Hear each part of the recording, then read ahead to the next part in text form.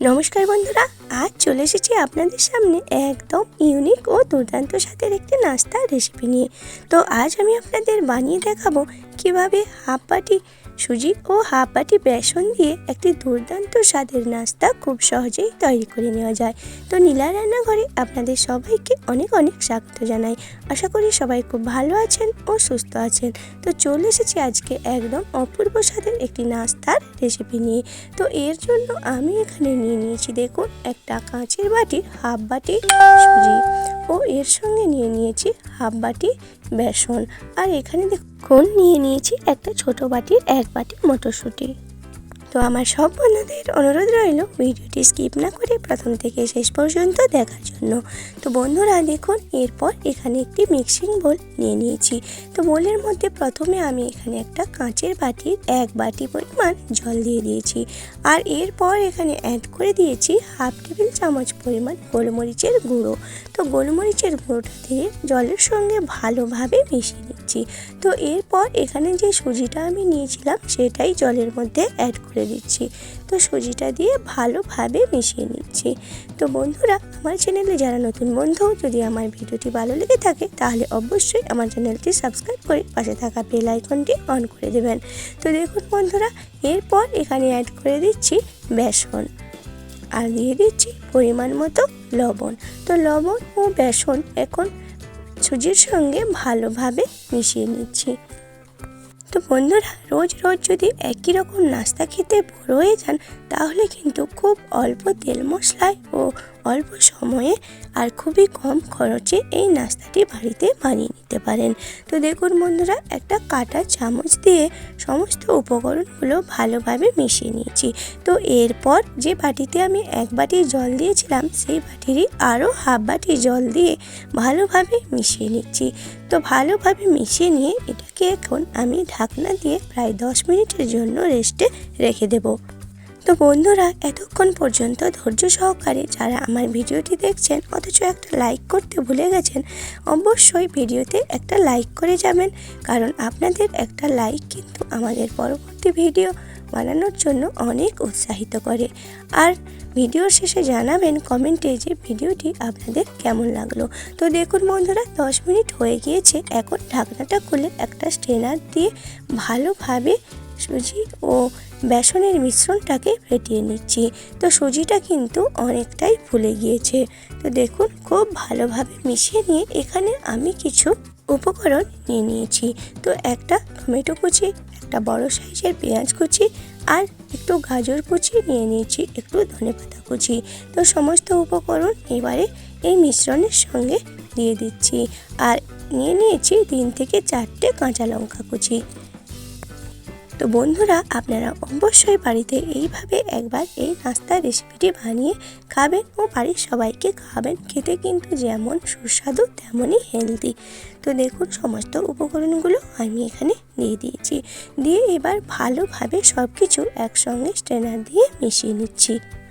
তো বন্ধুরা, আপনাদের কাছে যদি আমার ভিডিওটি ভালো লেগে থাকে তাহলে অবশ্যই আমার চ্যানেলটি সাবস্ক্রাইব করে আমার পাশে থাকবেন।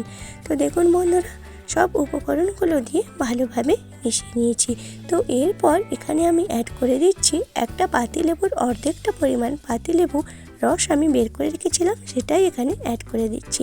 আর দেখুন, চা চামচের 4 ভাগের 1 ভাগ এখানে দিয়ে দিচ্ছি খাওয়ার সোডা। তো খাওয়ার সোডাটা দিলে এর থেকে যে নাস্তাগুলো তৈরি হবে সেগুলো কিন্তু খুবই হালকা হবে আর বেশ কিন্তু ফুলে যাবে। তো বন্ধুরা, আপনারা কিন্তু এখানে খাওয়ার সোডার পরিবর্তে ইনো ব্যবহার করতে পারেন। তো বন্ধুরা, সব কিছুকে একসঙ্গে ভালোভাবে মিশিয়ে নিচ্ছি। আর এখানে যে আমি মটরশুঁটিটা নিয়েছিলাম সেটাকে আমি শিলে থেতো করে নিয়েছি আর এখন এখানে সেটাকে অ্যাড করে দিচ্ছি। তো এটাকে আগে অ্যাড করতে আমি ভুলে গিয়েছিলাম, তো সেই জন্য এখন এটাকে দিয়ে দিচ্ছি। তো আপনারা চাইলে মিক্সিতেও এটা করে নিতে পারেন বা শিলনোড়াতে এইভাবে থেতো করে নিতে পারেন। তো যেহেতু এখন শীতকাল তাই এখানে আমি মটরশুঁটিটা দিয়ে দিয়েছি। আপনারা আপনাদের পছন্দ মতো সবজি কিন্তু এখানে ব্যবহার করতে পারেন। তো এরপর ওভেনে একটি কড়াই বসিয়ে কড়াইটা ভালোভাবে গরম করে নিয়ে এখানে আমি দিয়ে দিচ্ছি 1/2 টেবিল চামচ সাদা তেল। তো তেলটাকে ভালোভাবে গরম করে নিয়ে দেখুন দিয়ে দিয়েছি কয়েক দানা কালো সর্ষে। তো সর্ষেটাকে যদি আগে থেকে ভাজা হয় তাহলে কিন্তু এই নাস্তাটা বানানোর সময় পুড়ে যেতে পারে, তাই তেলের ওপর সর্ষেটা দিয়ে এর ওপর এখানে 2 হাতা ব্যাটার আমি দিয়ে দিচ্ছি। তো দেখুন ঠিক এইভাবে আমি ব্যাটারটাকে দিয়ে দিচ্ছি। তো ব্যাটারটাকে দিয়ে একটা ঢাকনা দিয়ে প্রায় 50 সেকেন্ডের মতো এটাকে আমি ঢাকনা দিয়ে রেখে দেব। তো দেখুন বন্ধুরা প্রায় 50 সেকেন্ড হয়ে গিয়েছে। তো এক পাশে কিন্তু আমার হালকা লালভাবে ভাজা হয়ে গিয়েছে আর ব্যাটারটা কিন্তু একটু ফুলেও গিয়েছে। তো এইবারে খুন্তি দিয়ে ব্যাটারটাকে অপর পাশে উল্টে দিচ্ছি। তো দেখুন ঠিক এইভাবে নাস্তাগুলোকে উল্টে দিতে হবে, দিয়ে আবারও ঢাকনা দিয়েছিলাম। তো ঢাকনাটা খুলে নিয়ে এখানে আমি আবারও উপর থেকে প্রায় 1/2 টেবিল চামচ মতো তেল দিয়ে দিয়েছি। তো তেল দিয়ে আবারও আমি ঢাকনাটা দিয়েছিলাম। তো এখন খুলে নিয়ে নাস্তাটাকে উল্টে পাল্টে ভালো করে ভেজে নেব। তো দেখুন বন্ধুরা নাস্তাটা কিন্তু খুব ভালোভাবেই ফুলে গিয়েছে আর খেতেও কিন্তু দুর্দান্ত হয়। তো দেখুন উল্টে পাল্টে বেশ লাল করে নাস্তাটাকে আমি ভেজে নিচ্ছি। তো বন্ধুরা খুব সহজেই কিন্তু এটা বানানো হয়ে যায়। তো আপনারা টিফিন বা অফিস টাইমে বা বাচ্চাদের টিফিনেও এগুলো অনায়াসেই বানিয়ে নিতে পারেন। তো দেখুন একটা নাস্তা আমার তৈরি হয়ে গিয়েছে। তো আরও একটা নাস্তা আপনাদের বানিয়ে দেখিয়ে দিচ্ছি।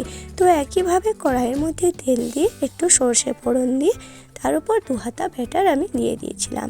তো এক পাশে লাল করে ভাজা হয়ে গেলে অপর পাশে উল্টে দিচ্ছি। তো আবারও ঢাকনা দিয়ে ভালোভাবে উল্টে পাল্টে নাস্তাটাকে ভেজে নিয়েছি। তো দেখুন বন্ধুরা সমস্ত নাস্তাগুলো আমার তৈরি হয়ে গিয়েছে। তো দেখেই বুঝতে পারছেন যে নাস্তাগুলো কতটা টেস্টি আর কতটা লোভনীয় হয়েছে। তো নরম তুলতুলে এই নাস্তাগুলো খেতে কিন্তু অসাধারণ লাগে। তো দেখুন একটা আপনাদের দেখিয়ে দিচ্ছি।